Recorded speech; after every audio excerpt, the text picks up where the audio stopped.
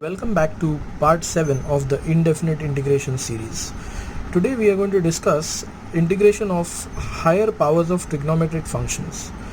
So let's see one by one what needs to be done when you come across a power of a particular trigonometric function. So number 1, suppose you come across integration of an odd power of either sin x or cos x. So here's what you have to do. You have to simply separate the sin x or a cos x. I will show you an example of each as soon as I'm done with explaining this. So we have to basically just separate a sin x or a cos x if we come across integration of an odd power of a sin x or cos x. Suppose we have an even power of sin x or cos x, then we simply use the trigonometry formulas that we know. We write sin square x as 1 minus cos 2x the whole upon 2. Remember, this is 2 sin square x, which is 1 minus cos 2x, so I have just transferred this 2 here. So sin square x can be written as 1 minus cos 2x upon 2. Also cos square x will be written as 1 plus cos 2x upon 2. If you have any power of tan x or cot x, then we will separate a tan square x or a cot square x. If we have an even power of sec x or cosec x, we will separate a sec square x or a cosec square x. I haven't mentioned odd powers of sec x or cosec x. That will be dealt with a little later on in some subsequent videos. So number 1, odd powers of sin x or cos x, we separate the sin x or cos x. Number 2, if you have even powers of sin x or cos x, then we simply just express it in terms of sin square x and cos square x formula, the trigonometry formula. If you have any power of tan or cot, then in that case we will separate a tan square or a cot square. If you have an even power of sec x or cosec x, then we will separate a sec square x or a cosec square x. So let us do some examples based on these rules that I have just listed out. So question number 1, we have integration of cos raised to 5x. So it's quite clear this is an odd power of cos. So we will separate a cos x as per what we have written right at the beginning. Odd powers of sin or cos, we separate a sin x or a cos x. So we had an odd power of cos over here, so we have separated a cos x dx. Now that we have a cos x with dx, I would want ideally this expression to turn into sine, so that when I put sin x equal to t, I would get cos x dx as dt. Now how do I do that? How do I make the cos raised to 4x get expressed in terms of sine? I write the cos raised to 4x as cos square x whole squared, and then I write the cos square x as 1 minus sin square x as per identity. And so I have 1 minus sin square x the whole squared into cos x dx. So I will simply put sin x equal to t, cos x dx will become dt. You will get 1 minus t square whole squared with a dt outside. You will expand this, so you will get 1 minus 2t square plus t raised to 4 is the expansion of that, and then you integrate, so you get t minus 2t cube by 3 plus t raised to 5 by 5 plus c. That's quite simple.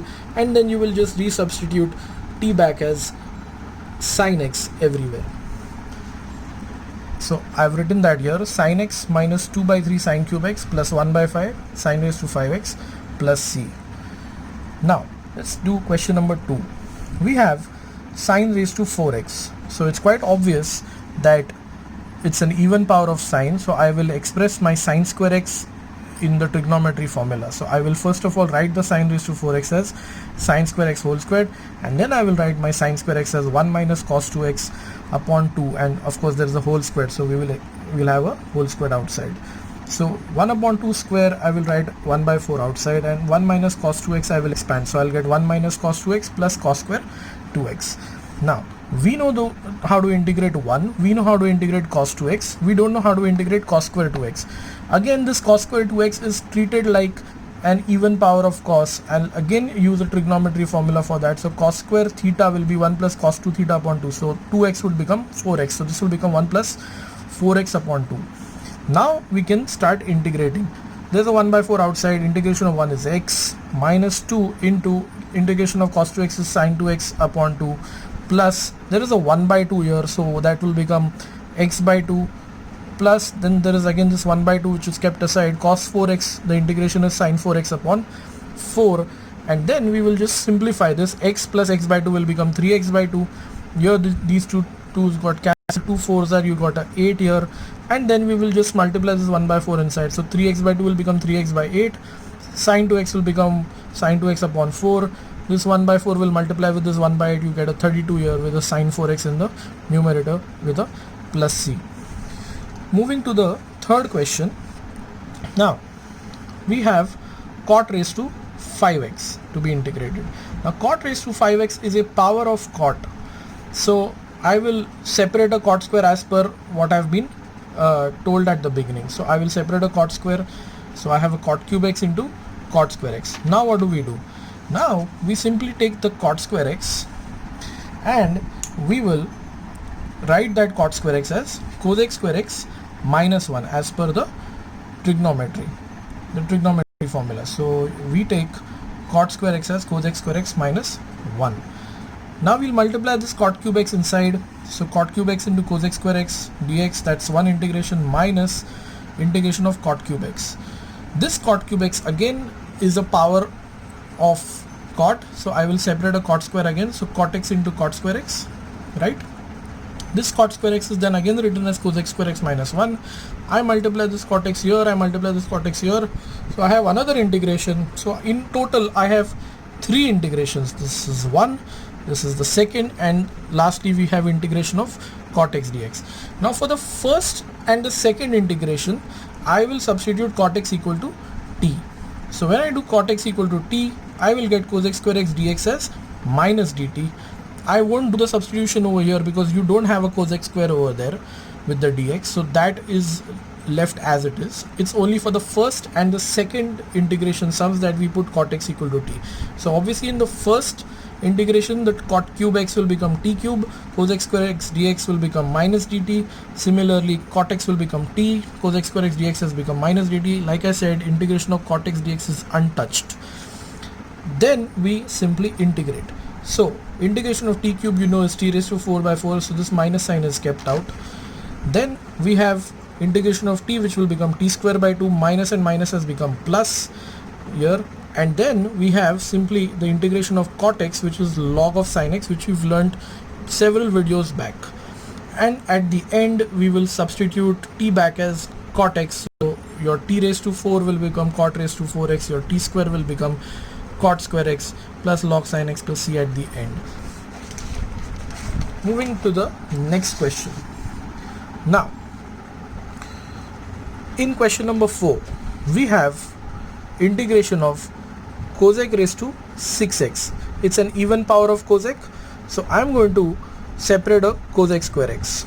So having separated a cosec square x, I'm left with a cosec raised to 4x here at the beginning, which then I will write as cosec square x whole squared. Now the idea is to get a cot over here so that cosec square x dx can become minus dt.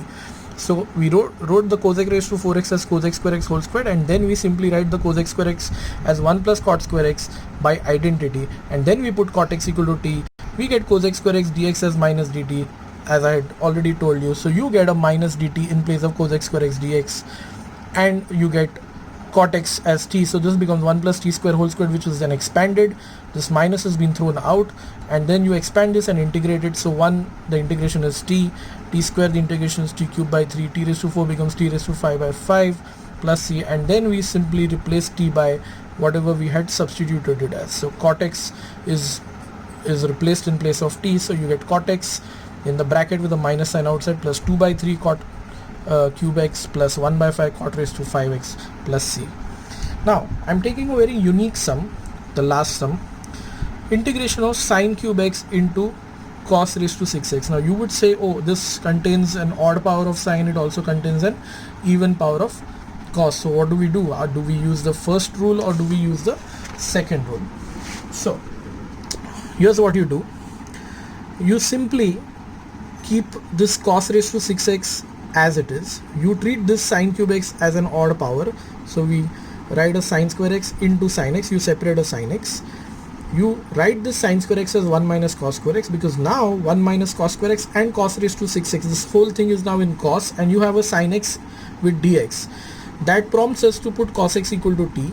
so that sin x dx will become minus dt, and so you will get 1 minus t square into t raised to 6 with the minus dt out written here at the end. Get the minus sign out, so minus of integration, and multiply t raised to 6 inside, so you'll get t raised to 6 minus t raised to 8, which is then integrated as t raised to 7 by 7 minus t raised to 9 by 9 with a minus sign outside, and then you simply replace t by what you had substituted, so t will be replaced by cos x, so you will get a minus cos raised to 7x plus cos raised to 9x upon 9, so minus cos raised to 7x upon 7 plus cos raised to 9x upon 9 plus c becomes your final answer. I hope you understood these sums. Until next time, goodbye.